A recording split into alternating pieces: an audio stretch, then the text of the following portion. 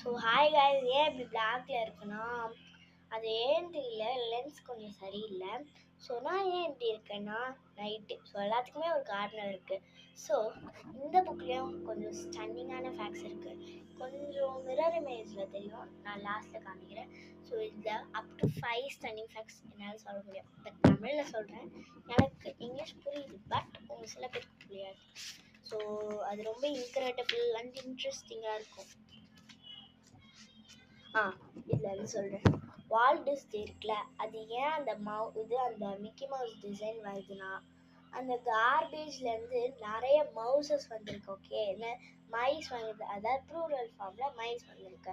அந்த மைஸ்லாம் வந்து பார்த்து நல்லா இருக்குது, நம்ம இதுவே வைப்போம். அந்த மாதிரி நம்ம எப்படிலாம் யோசிப்போம், ட்ராயிங்காக இது நல்லா இருக்குது, நம்ம ட்ராயிங் பண்ணலாம் அப்படின்னு யோசிப்போம்ல.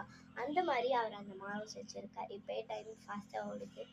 நெக்ஸ்ட், யுனைடெட் ஸ்டேட்ஸில் ஃபர்ஸ்ட் 1787 காயின், ஓகே, மோட்டோன்னு சொல்லுவோம், நம்ம லோகோன்னு சொல்லுவோம். ஸோ அவங்க கண்ட்ரியில் மோட்டோன்னு சொல்லுவாங்க. ஓகே, அந்த லோகோவை.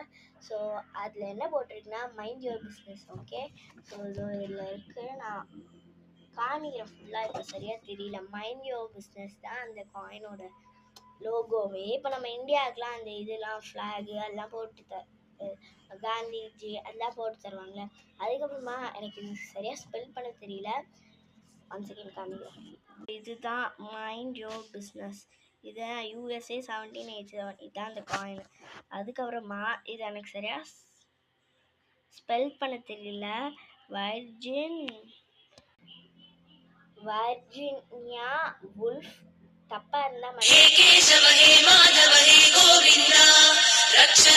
So my father called me. So அதனால தான் நான் வீடியோ கட் பண்ணிட்டேன். So Virginia Woolf wrote of அவங்க யாருன்னு தெரியல, அவங்களோட எல்லா புக்ஸுமே என்ன கூப்பிட்றாங்க. ஸோ டைம் இல்லை, நெக்ஸ்ட் வீடியோவில் சந்திப்போம். பாய்.